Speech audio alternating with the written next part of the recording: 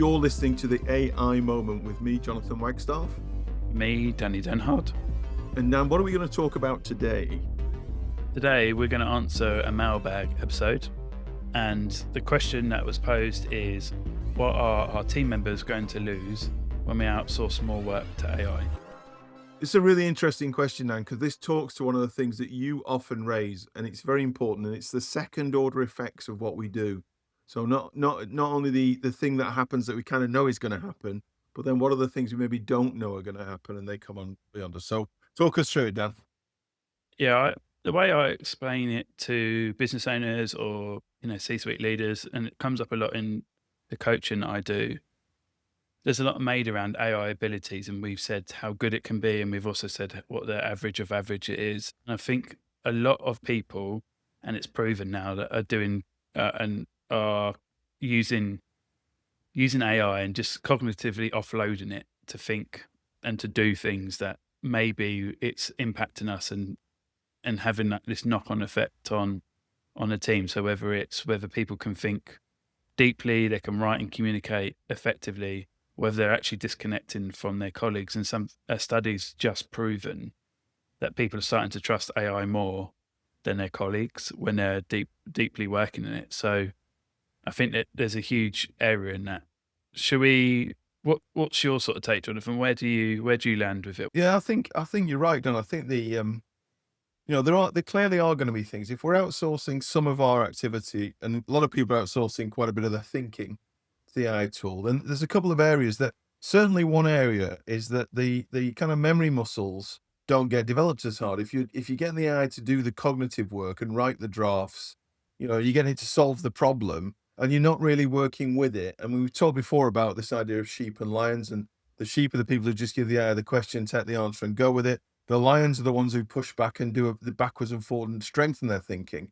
But if you're not doing that, then you're not building the kind of mental muscles you need. That a lot of that stuff that we've talked about in previous pods, where you've got junior lawyers, junior accountants, and building the experience to be a senior accountant or a senior lawyer.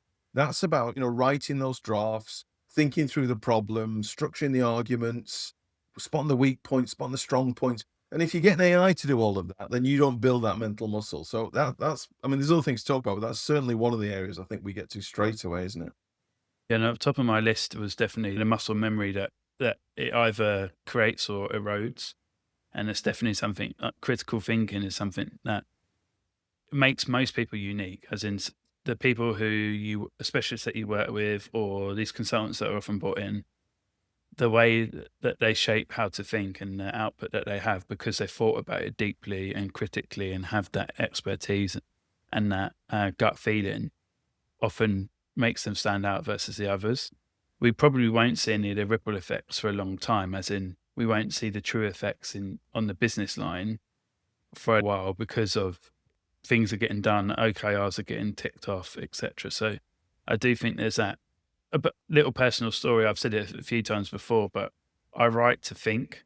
So I write things down and to challenge it and create a connection with topics. And I know some people are much better at speaking before and then thinking about it. But for me, I have to write. And something I've said a number of times in workshops or talking to coaching clients is, very often, if you can't write a brief for AI, you're going to really struggle to get a really good output. And often the way that we frame things and we understand something, if we can't then turn it into a brief, AI is going to do a terrible job. So actually, all you're going to do is create this loop of poor output and poor questioning, and actually the work will just decay quite quickly. But over time, it's something that you think is okay, and then once the performance review comes in, it might be an unpleasant experience for some of these people. So I definitely think there are these big problems. And I do think when something is easy, the temptation for a lot of people is to offload it. And I actually don't think that is something we should do.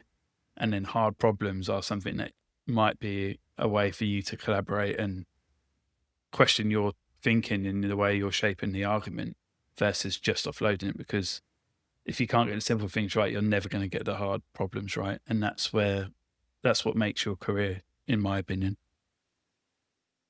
Well, I agree. I think you take us to a nice point there. I mean, I hear what you're saying about writing to think, and I know lots of people would absolutely hear what you're saying there. In that, I know a number of people who are like, I write to think because what writing things down makes me do is clarify my thinking. If to write it down, I have to say to myself, what am I really trying to say here? And that's a strong skill, and that's also a strong skill in prompting. Obviously, is what do I really want from the system?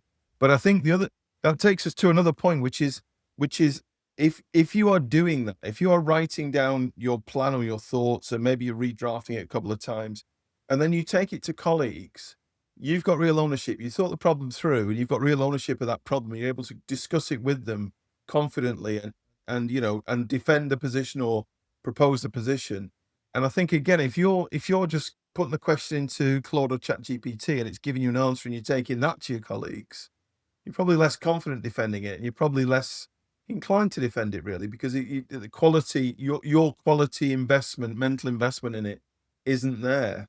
So I think the challenge then for some organizations is, well, it's great, your project manager is giving you a piece of output, but do they understand it? Can they stand behind it? Can they improve it because they've just given it to AI?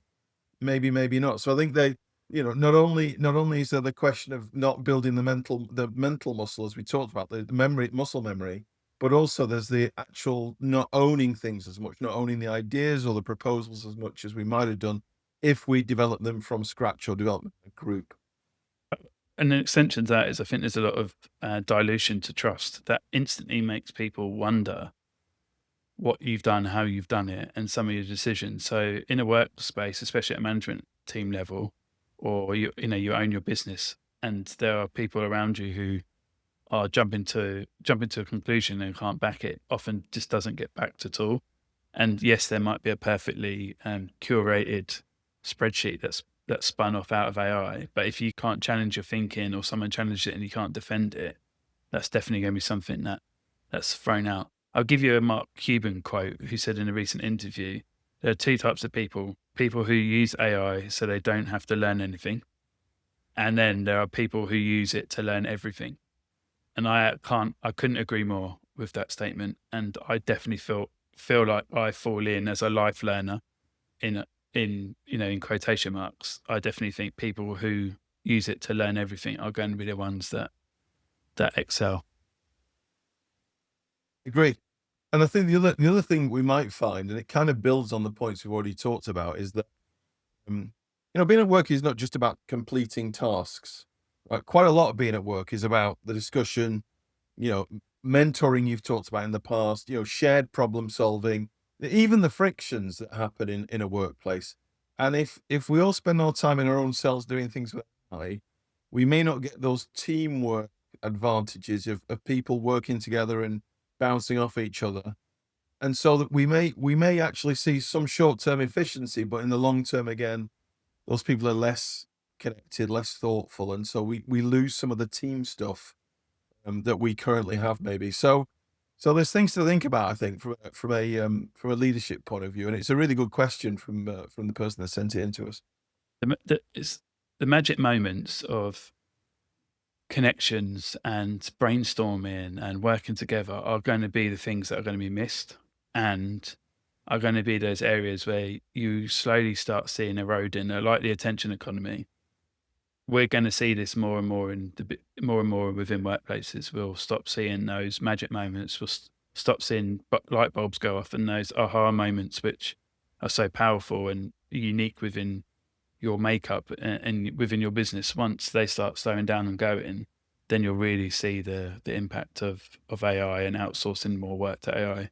So I definitely would handle it with caution, but make sure that you have 3 or 4 guiding principles that you follow around AI usage and what you offload to AI.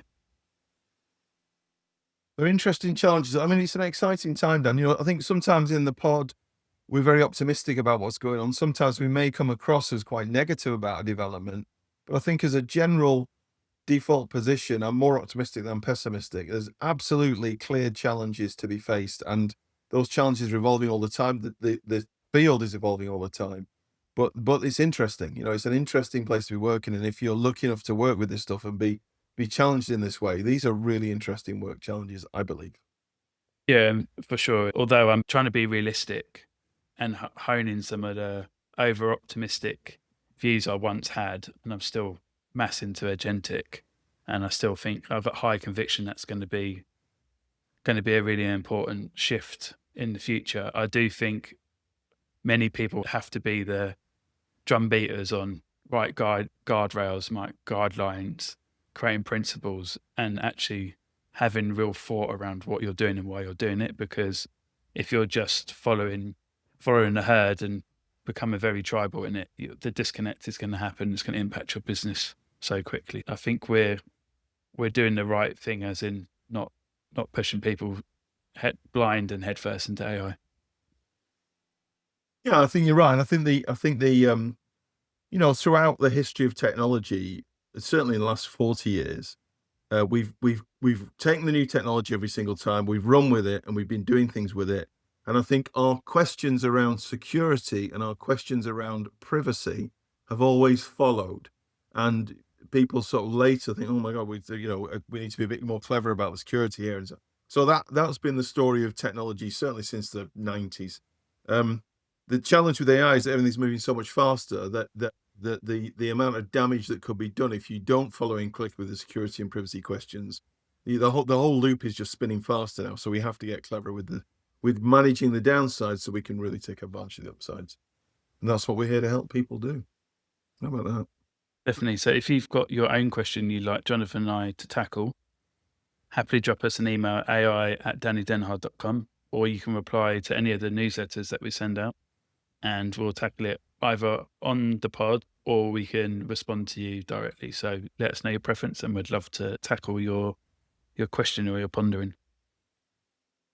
It's really interesting, I think, to hear from people the challenges they're facing, real business challenges and real business questions that people have got. I think we always enjoy seeing those and seeing what people are struggling with and what their optimism is, what their pessimism is. So as Danny says, fire away, anything at all, any question, large or small, fire away. We'd love to hear from you. Good to see you, my friend, and I will see you next time. See you next time. Thanks for listening today, everyone. If you liked what you heard, please give us a rating and review in any of the podcast players. We have a supporting newsletter, which is aimoment.co.uk, that comes out on Mondays and Fridays with every pod, and we dive a little bit deeper. So please subscribe there. Have a great week, and we'll see you soon.